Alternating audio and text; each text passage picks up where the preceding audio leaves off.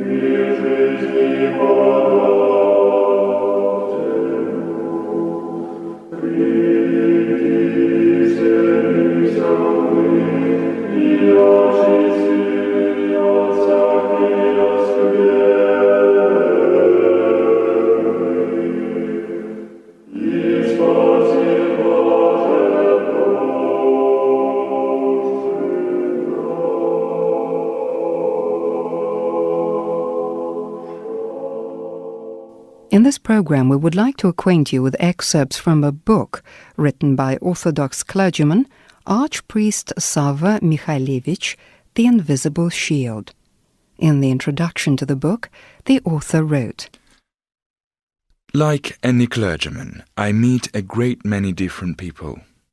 When someone dies, or is born, someone goes missing, falls ill, in joy and in grief, an Orthodox person comes to God and his servant, who is the Lord's agent here on earth. And we address ourselves to the Lord for these people. Due to such an exclusive position, every clergyman knows and hears much that is useful, instructive, unusual and interesting, that is concealed from other people. In my narratives, I try to carry across to people all the useful, interesting and instructive things that I have thus accumulated. We offer you a narrative which gave the title to the book itself, Invisible Shield.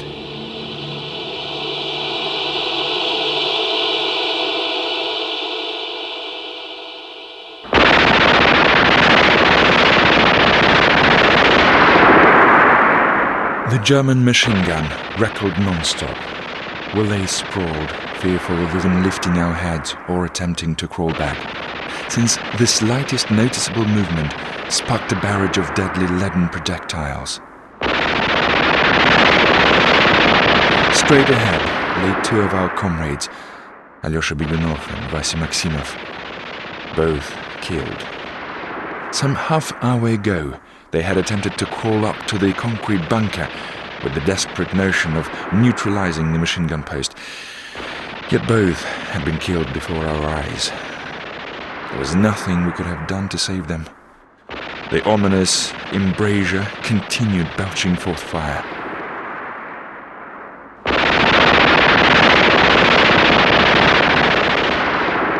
Suddenly, the neighbor on my right, Sasha Golubkin, convulsed and fell face down to the ground.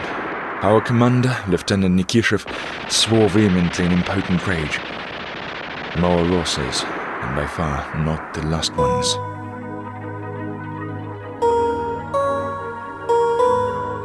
He was an excellent fellow, this Nikishev. We had been fighting side by side for a year now. I recall the first day we met. Late in the evening, when the platoon was getting ready to bunk down for the night, he looked at me intently and asked, "What's that you are whispering to yourself?" I'm reading poetry," I replied. "Well, why don't you read some aloud?" "All right." I recited a chapter from Pushkin's Eugen Onegin, and no one had even guessed that initially my lips had been whispering not Pushkin's lines, but a prayer, one I kept repeating to myself insistently. "Hail, Mother of God."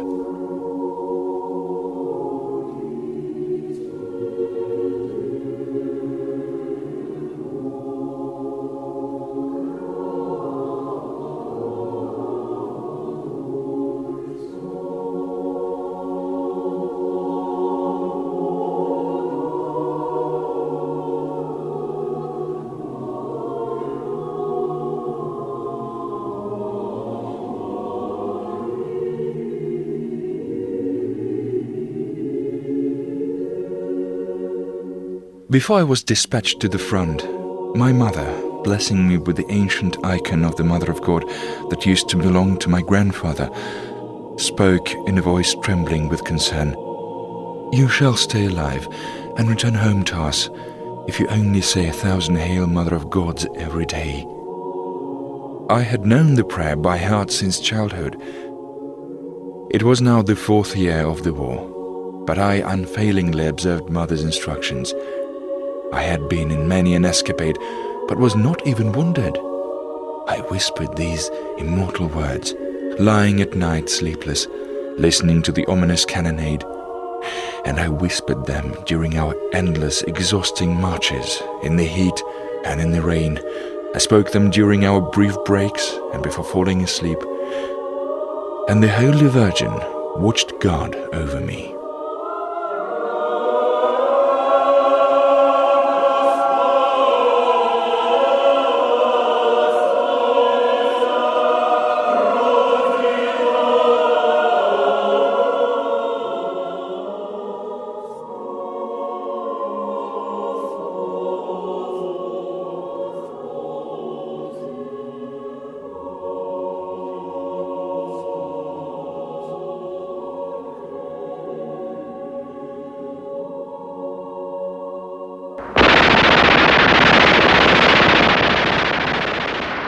Hail, Mother of God, 990.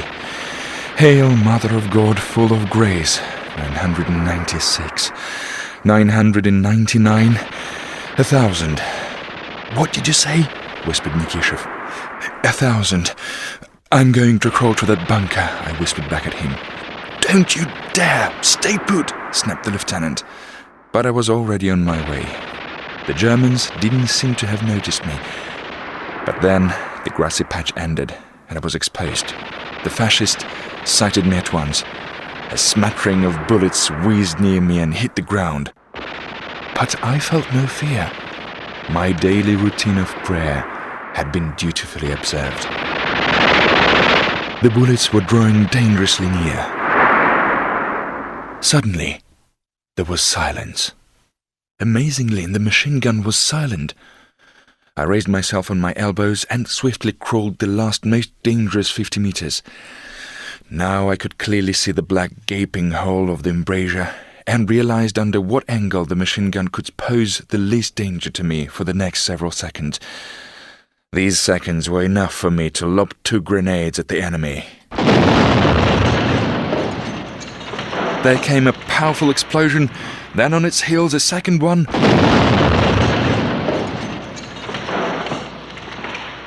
Smoke churned up from the aperture. Guttural cries were heard, and the stomping of feet. Hurried random shots. Those were my comrades in arms. The enemy was vanquished. The bunker seized. I rose to my feet, glanced up, and although I couldn't see it, the invisible shield had saved me yet again.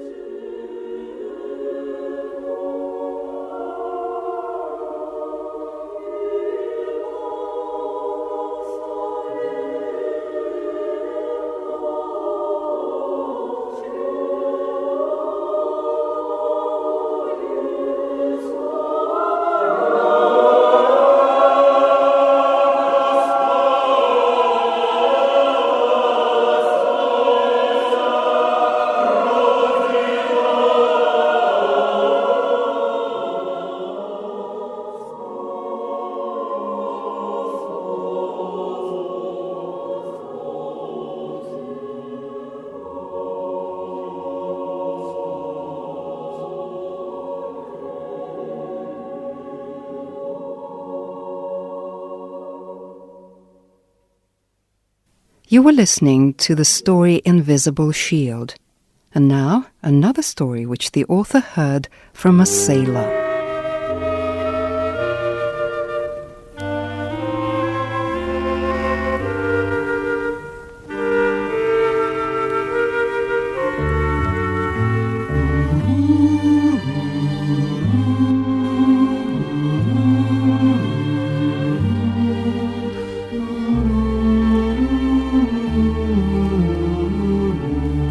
I seriously doubt there are non-believers among sailors, particularly military ones.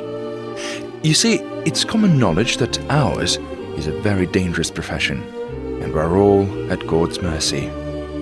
Ours is a dangerous calling despite all modern technology and equipment, despite state-of-the-art liaison and communication means, radars, position-finding devices, and such like. Every year, thousands of people die at sea, and not one of us is insured against such a death. That is why we, sailors, know particularly well that man is powerless. He is in God's hands. And if someone is looking for atheists, do not seek them among the seamen. It's useless. I was no exception to the general rule. Yet, due to commonly known reasons, I had not flaunt my religious beliefs. Moreover, I am convinced, no matter what my commanders might say, at moments of danger they too turn to God for help.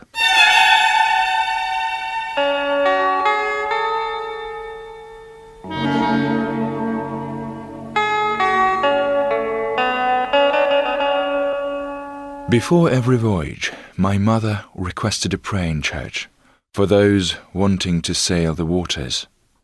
It would have been more exact to say underwater, since I served in a submarine. Early in the 20th century, submarines had the terrible reputation of being underwater coffins, and although since then technology has made amazing progress, underwater voyages are still risky due to a number of reasons. I once found myself in a very tricky situation, and if today I am in a position to tell you about it, it's only through our Lord Jesus Christ's intervention and grace.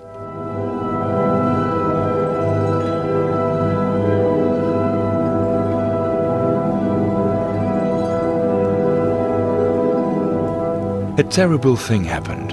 Our sub sank to the seabed at the depth of 80 meters.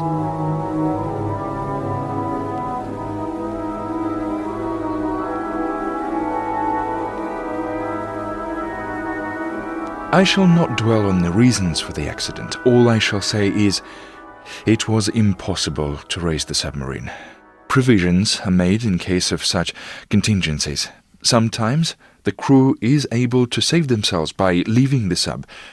People are given special respirators, and if the depth is not too great, you can swim to the surface.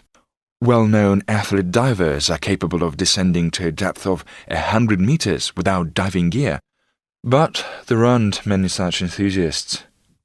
Of course, we had undergone special training for this, but I personally had never dived to more than 25 meters, while an untrained sailor isn't capable of even that much. Just try diving down to at least 10 meters.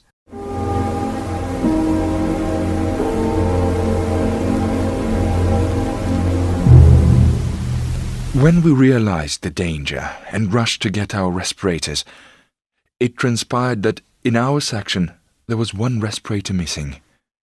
Someone had to do without. I was the senior in our hold, and I could not deprive any of my subordinates of a chance to save himself. We were running out of time. Yet I read as fervent and long a prayer as I'd ever addressed to our Lord.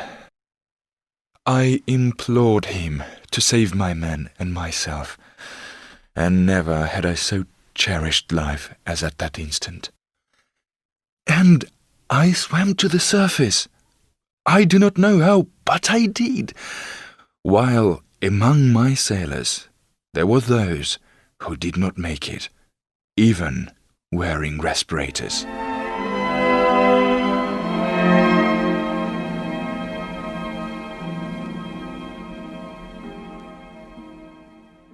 Listen to yet another story taken from the book The Invisible Shield, this one entitled Happiness is Possible.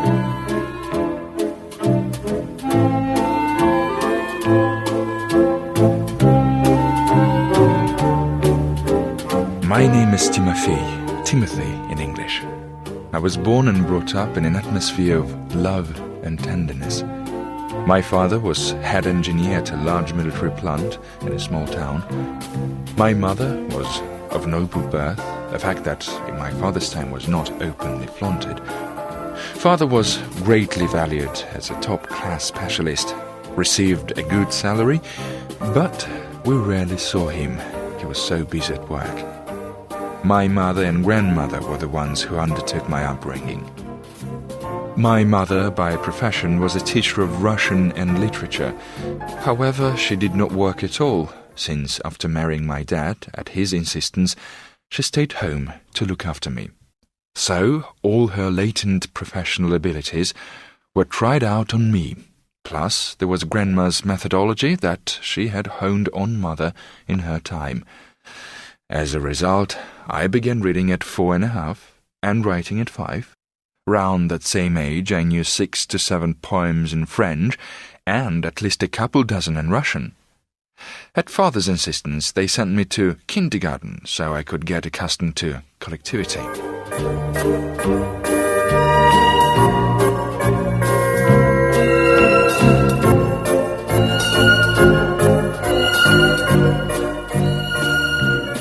Already then, I began to become aware of my exceptionality. And not only because at all performances or wherever I was to demonstrate my abilities, they placed me in the front row and watched the amazed response of seasoned pedagogues. The fact was that I physically stood out from the crowd of my peers. They often said behind my back, "What a handsome boy." I pretended not to hear, but of course I puffed up with pride. I grew up into a handsome youth and later a strikingly handsome man. I was tall, lithe, slender, with well-toned muscles. Moreover, I had the rare combination of blue eyes and dark hair, and this invariably drew admiring looks. I was also strong, and few of my peers could challenge me, even back in childhood. The reason why I'm telling you all this is to show how good the Lord had been to me. I was granted all the privileges that are traditionally valued, but was unable to put them to good use. In fact, through them, I came close to perishing, body and soul, a fact that I clearly realized only a short while ago.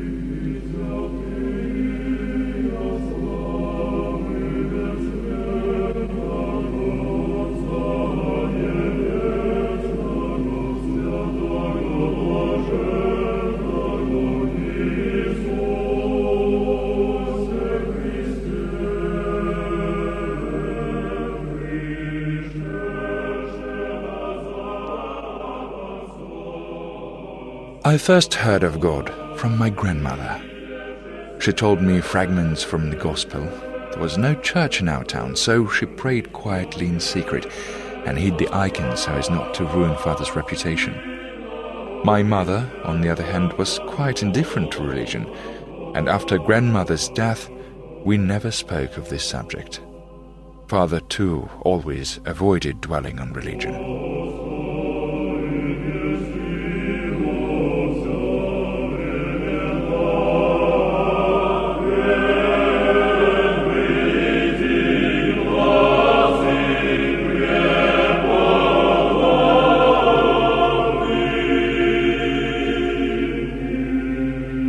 When I went to primary school, they simultaneously sent me off to musical lessons.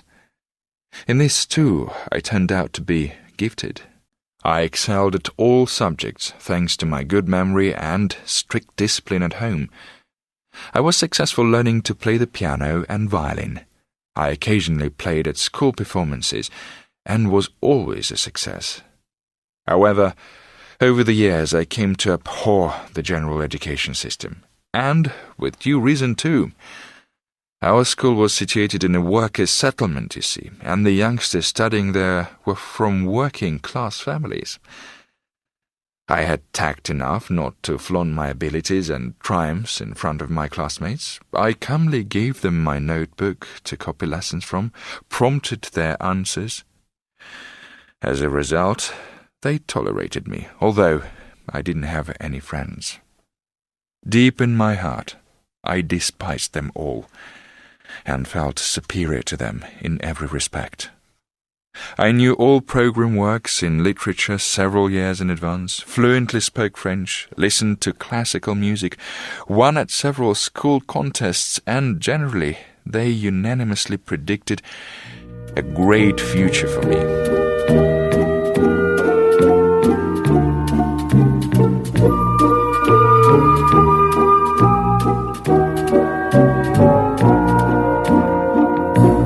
As I've already mentioned, I was a strong fellow. But since I was on my own, the school bullies would not leave me be. Going to school became a torture to me. So I decided to learn to fight professionally, to be able to teach those bullies a lesson or two. Accidentally, among Father's books, I chanced upon a guide to hand-to-hand combat. I began training in Father's garage. I spent 4 hours daily. Of course, not a living soul knew of my practices. The effort I put in brought results. About 4 months later, I felt quite confident and gave one of my assailants a lesson he would not soon forget. The fellow went by the dog name of Rex. Rex turned out to be a coward. I shouldn't have been afraid of him for so long in the first place. The fellow was quite paralyzed with fear and put up no resistance. I bet him black and blue. I taught all the gang a similar lesson. I took on each one of them in turn. After that, they gave me a wide berth. However, I saw no point in relinquishing my training and put in about an hour daily to keep myself fit. So, later on in life, I was always able to stand up for myself in different situations.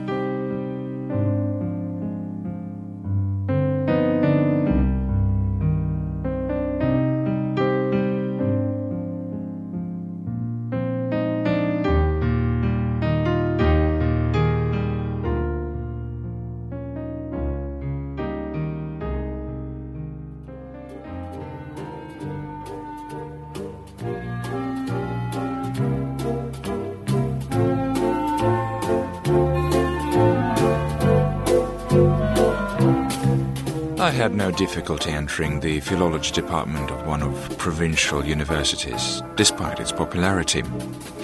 A new, interesting life began, and things were going really well for me. I discovered a way to earn extra, and the money was coming in freely. I had a car, which I got from Father. In short, I was much better off than most.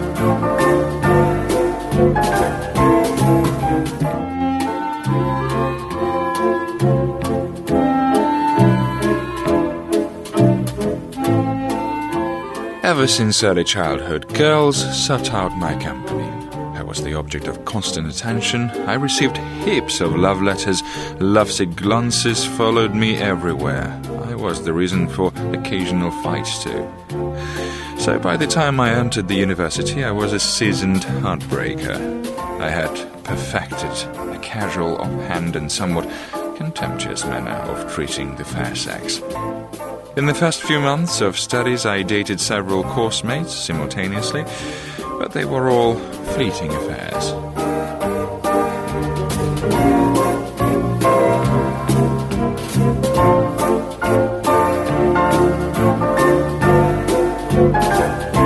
I swapped girls ceaselessly until I met Marina.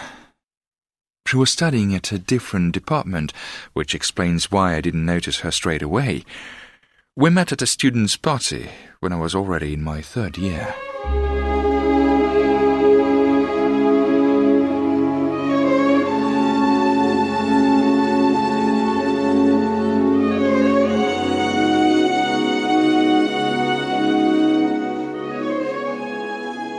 Once I saw Marina, it was as if I had been struck by lightning. It dawned on me that she was the only one I really wanted, and no one else would do.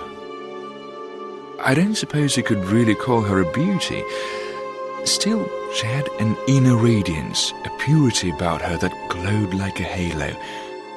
There was something so enchanting about her, something that set her apart from all the other girls I dated.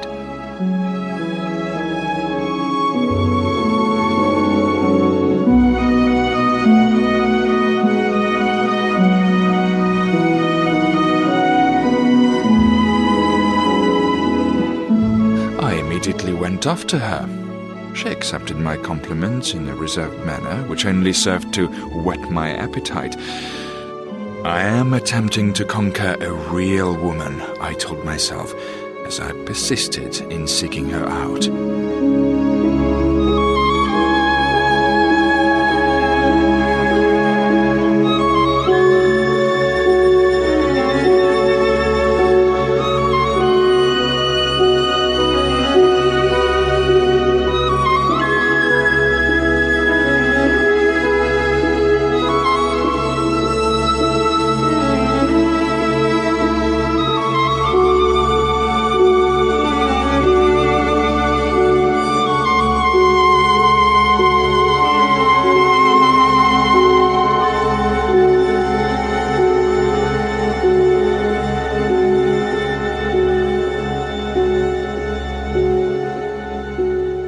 To begin with, she seemed quite happy in my company, but then it was as if something had happened.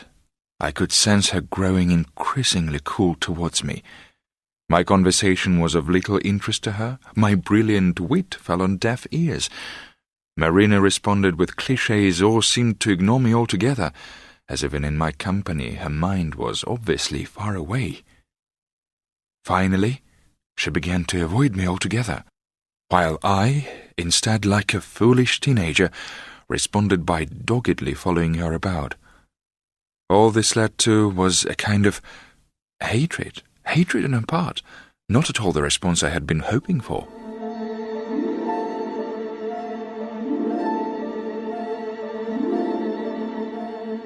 What if she has found someone else? I reflected. I was quite sure that I was correct in my surmise. How is it that it never occurred to me before? But then, I was so self-centered and vain. I never considered the possibility of there being any rival standing in my way. That was a mistake.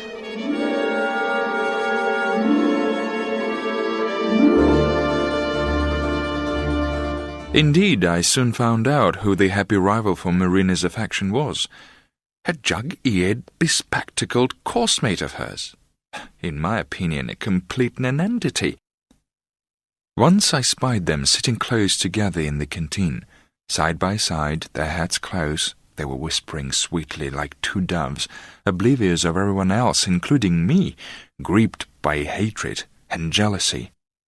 Oh, if it were anyone but that pipsqueak, I fumed. How could she fall for that idiot? How could she favor him instead of me? I was so flooded with blind anger and jealousy that I spiraled out of control, all sanity leaving me. My thoughts turned to how I could get rid of that fool. Looking back at what happened now, I wondered how quickly I stooped to committing a crime, how I had no doubts or hesitation. I decided that Valentin, that was my rival's name, should disappear once and for all. Once he's gone, she will finally notice me, I reflected, and I would do my best to capture Marina's attention, thus securing my rightful place alongside her.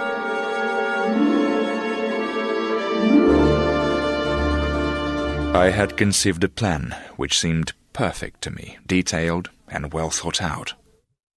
My plan was facilitated by my casual acquaintance with the fellow in question, since I had on occasion given him and the other students a ride home from university in my car. His house was on the outskirts of the town, near a park. I selected a sheltered, overgrown spot in the park where I dug out a 2-meter deep hole and covered it with cut branches. I dug out a similar hole in another place, in a wasteland, just in case. Seizing a chance when Marina had gone out of town for a day on work practice and Valentin was left alone, I casually offered him a ride home after lessons. He gladly agreed.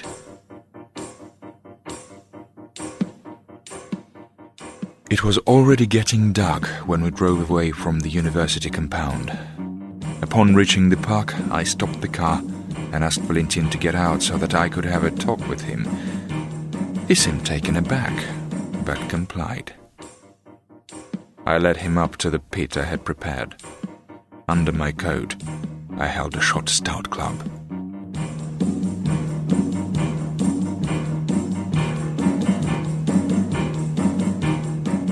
First, I struck him on the neck, and then... Well, I shall refrain from going into the gruesome details. It's enough to say I clubbed him to death. I threw the body into the pit and covered it with soil. Then I left.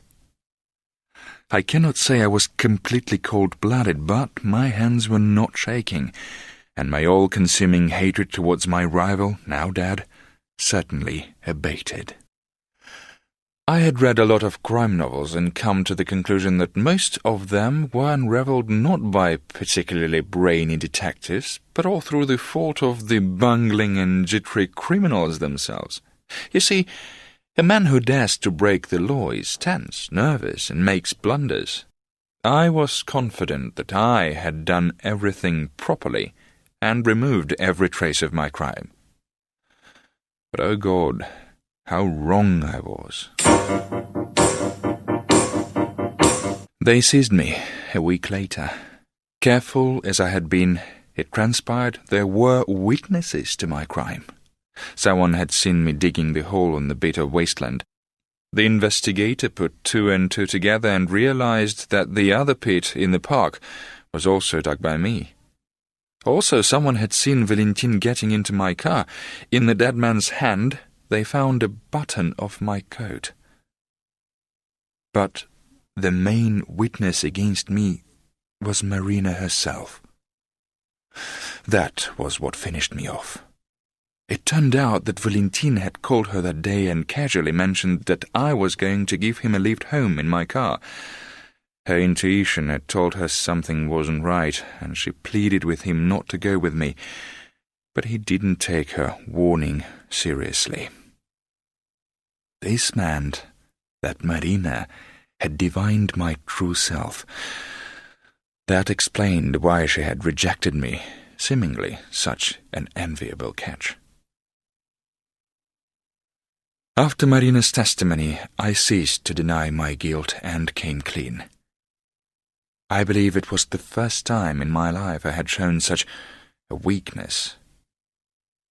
But it was so terrifying to look into Marina's beautiful blue eyes and see such contempt and hatred there.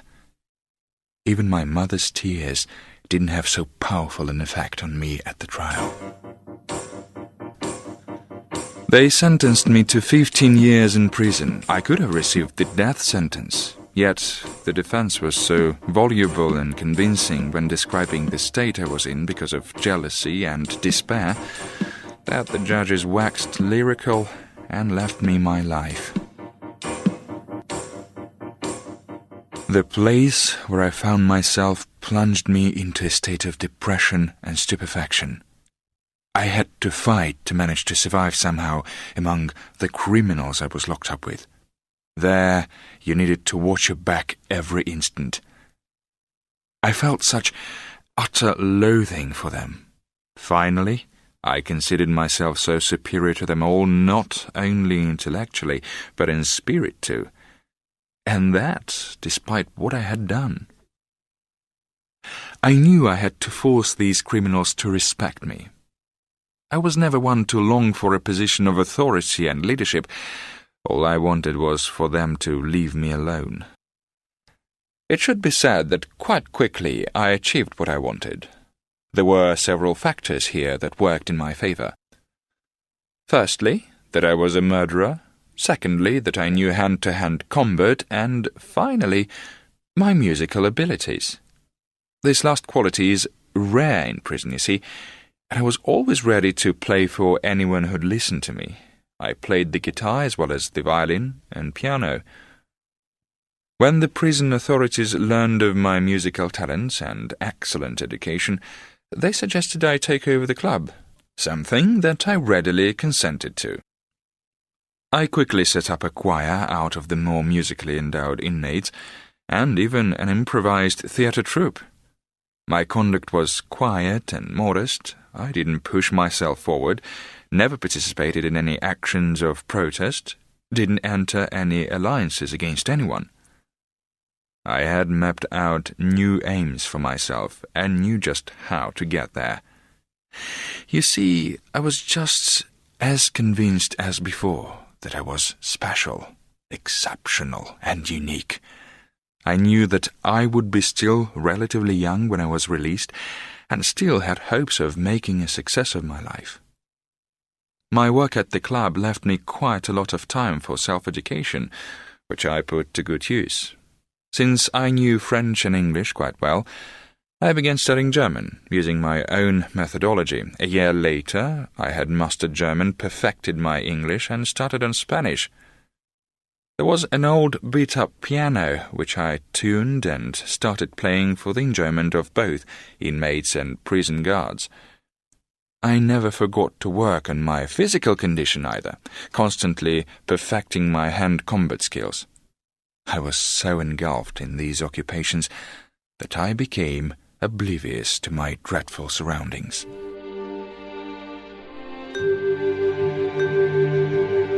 News of my mother's death came when I was into the 3rd year of my imprisonment. My heart flinched, yet I refused to falter. I became even more immersed in my occupations. I had such a cut-and-dried plan of what to do the instant I got out that I spent my time behind bars, preparing myself for life outside.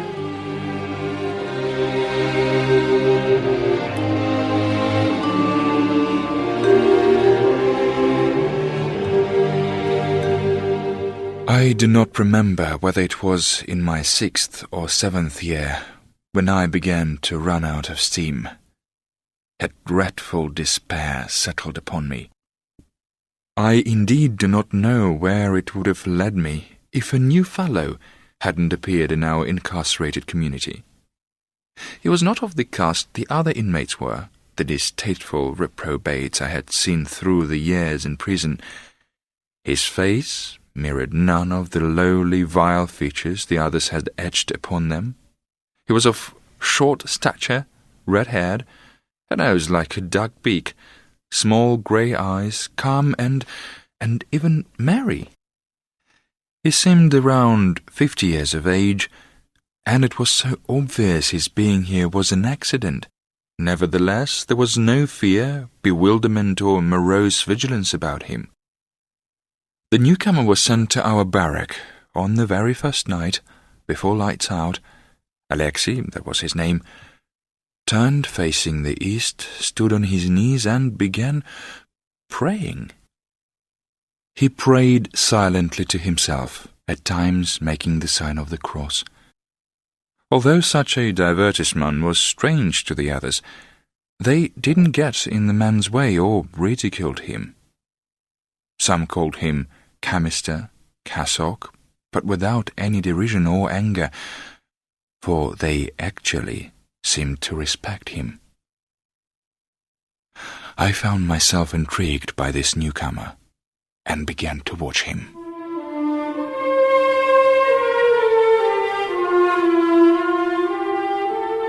Alexei prayed regularly, morning and evening. If there was no opportunity to go down on his knees, he prayed standing.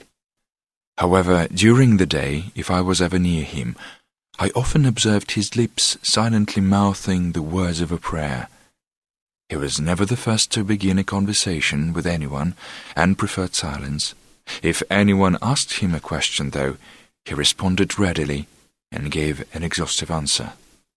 All tasks set him, he performed dutifully and thoroughly. He was never idle. His hands were always occupied, either weaving a nylon net or working away on a piece of metal. It was easy to see he was well familiar with physical labor, although he did not produce the impression of a common laborer.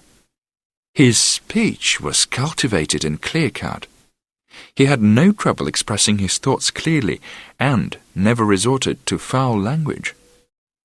He was never fussy with his food, Although the meals in camp were disgusting, he ate everything he was offered with alacrity. When I discovered that prior to his incarceration he had been a monk, I asked him, "So, what's the point of monkhood? Why would modern man opt for something like that, all the more so in a country of victorious atheism?" "An answer to your question was given," said Alexei, "by a wonderful and well-known church preacher, St. John Chrysostom.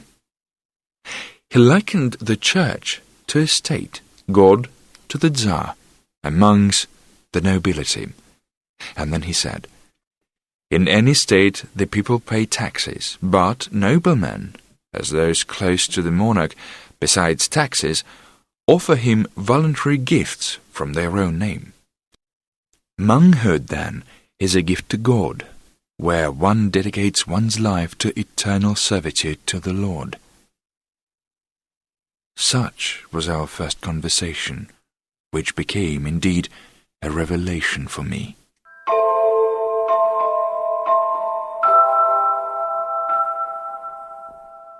I found myself seeking every opportunity to speak with Alexei, and this chance was offered me when everyone went to their respective jobs, leaving Alexei behind on barracks duty. Since I, too, was relieved from participating in the hard labor, I made the most of this opportunity to converse with Alexei. I noticed that he had some kind of rope with knots in it on his wrist. I asked what it was. "A rosary," he said, "a monk's main tool. Helps when reading prayers." Alexei explained to me in detail all about the rosary. My interest in Alexei was growing, and I felt drawn to him like a magnet.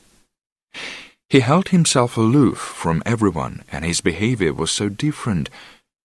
He was kind and affable to all, making friendly overtures to everyone, offering a handful of croutons, making someone a gift of some trinket, relinquishing the best seat to someone else. The instant one of the inmates praised some of his handcraft, he immediately offered up that particular item to that person. To begin with, the prison inmates, who are used to living by the law man is man's worst enemy, put their guard up. No one ever did favors for anyone there without reason, you see. Yet, over time, they all came to understand that Alexei helped people out of the goodness of his heart, without any ulterior motive. And thus, the unease and hesitation initially displayed towards him gave way to a genuine, hearty approval. There was nothing false or cunning about Alexei, just as there was no servility. I felt an unwitting spiritual affinity with this droll fellow. I really liked his company. My conversations with him became part of a routine, and I suddenly began to recall the all but forgotten grandmother's tales of God and the Gospel. Alexei knew the Holy Writ by rote. He could quote at will long extracts from it. He had phenomenal memory, one that could rival mine. Besides, he had read a great deal of church literature, was well familiar with the ascetic works of the Holy Fathers of the Orthodox Church, and in conversations on the topic of faith, frequently resorted to their authority.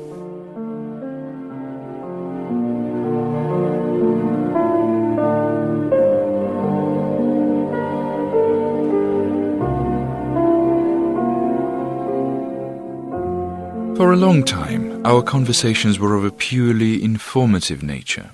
He would tell me something about orthodoxy, while I asked questions and listened to his replies. Then, gradually, we began to broach more personal topics in our conversations.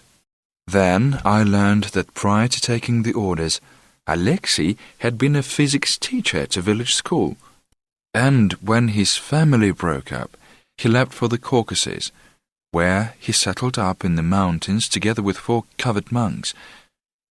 It was there he was professed as a monk, and later he was ordained as high monk. His clerical name was Tryphon. However, the camp administration insisted on using his secular name, Alexei.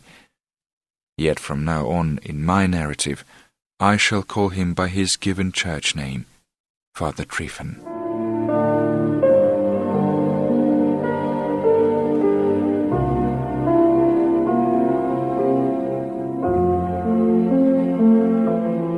Surprisingly, I was not the only one among the inmates who enjoyed conversing with Father Tryphon. Once I witnessed him speaking at length to a rough 40-year-old fellow by the name of Ivan, who suffered from a severe stammer. It was a sheer torture to speak to this fellow because of his speech defect. Later I asked Father Tryphon what he could possibly find of interest in so dull and drab an individual. He looked me straight in the eye, and after a moment's silence responded, "You are mistaken in deeming him drab. He is not at all foolish, and he has a good soul. And do you know why? You see, one clergyman once said that blessed are the blind, lame, those with a stammer or any other defect, for they are humble. The Lord loves this quality above all others in man. These people acknowledge their inferiority and accept it meekly, with humility. They show sympathy towards others who are similarly impaired. Fulsome praise, vanity, pride, they are alien to them, and that is their blessing."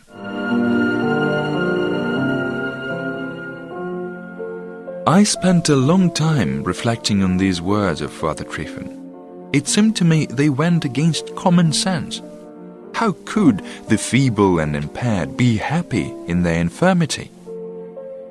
However, over time, I came to see the wisdom of the monk's words. I was forced to admit to myself that I totally lacked humility, and so, according to Christian values, I could not hope to be happy.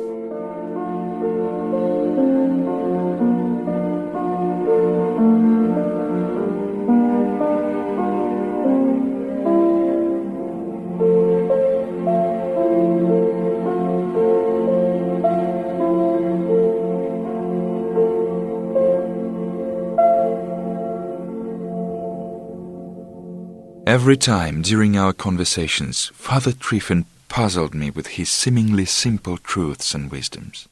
As a result of all these conversations, at times my spirit rebelled and ached. I could feel an inner crisis swelling up within me. It erupted on March the 23rd. I remember that day very distinctly. The day began as every other day. The door leading to my humble room above the clubhouse had become so shabby that I decided it needed a fresh coat of paint. I leisurely moved the brush up and down, my thoughts quite far away, my eyes unseeing.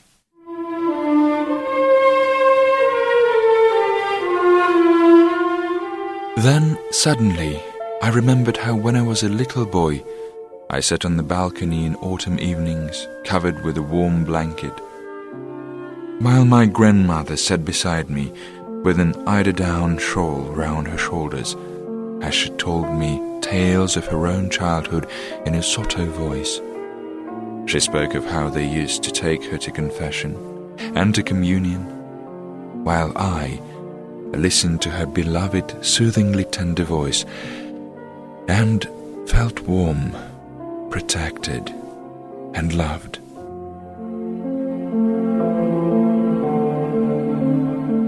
Oh, how happy I was then, and what a mire I was in now. Suddenly, I felt that the same God that my grandmother had so believed in was somewhere close by. And unexpectedly, tears welled up in my eyes. I could not recall when I had last cried, but at that instant, together with the tears, some abscess had burst inside me, in my soul. I addressed God through my tears, imploring Him to forgive me, pleading with him to lighten the load that was pressing down on my heavy heart, requesting him to instruct and enlighten me. I said all this in my own words, since I did not know any prayers, and those I had learned in childhood from grandmother had been wiped from my memory.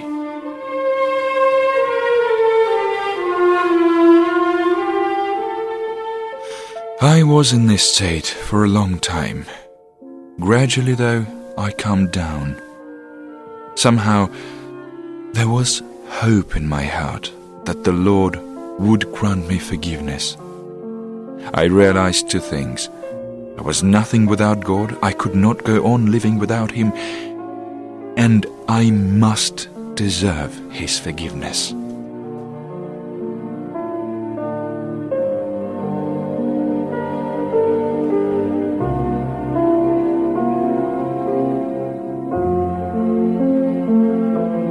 I walked across the camp territory, encircled with barbed wire, with its watchtowers, projector lights, barking guard dogs.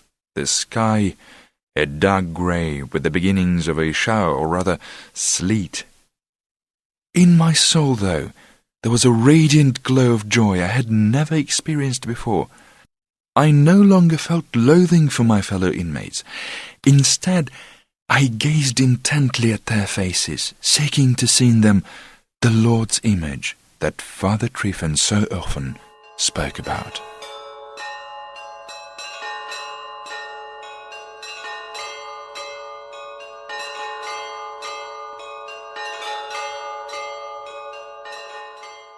Time passed, and the time came for Father Tryphon to leave the prison life behind him. He bid a warm farewell to everyone, even the guards. He had a word of encouragement for each one of us.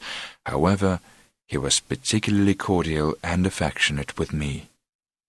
He used a twig to draw on the ground a detailed map of the mountain region of Abkhazia where the monks he was returning to lived. He explained how I could find their little hermitage. He made me learn the route by heart and said, "You have just 4 years left. You've been patient for so long. You must be so a while longer. And I shall be praying for you. You are one of us. I shall be waiting."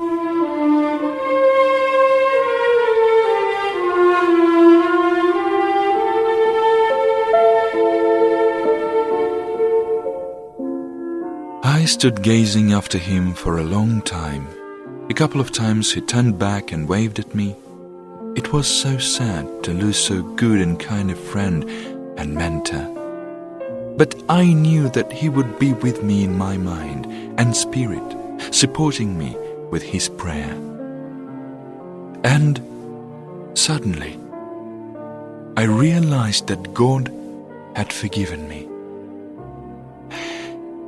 And if that was the case, then happiness was possible for me too.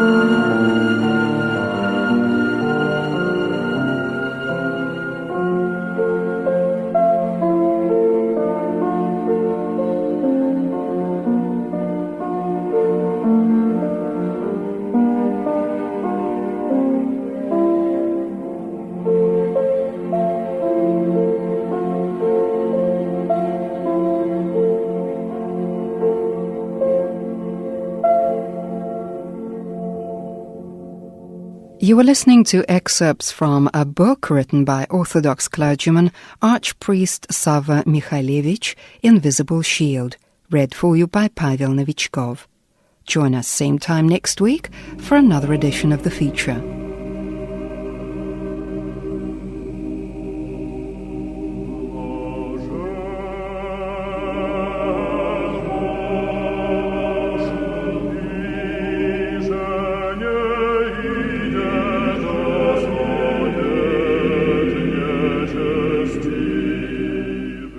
And there we end another edition of the Christian Message from Moscow. It was directed by Vladimir Dyomin, the author Natalie Shumova, music editor Tatiana Shvitsova, sound engineers Nadezhda Smirnova and Yelena Gashenikova, and your hosts Svetlana Yakimenko and Pavel Novichkov. All the very best to you, and may God save you from all evil, visible and invisible.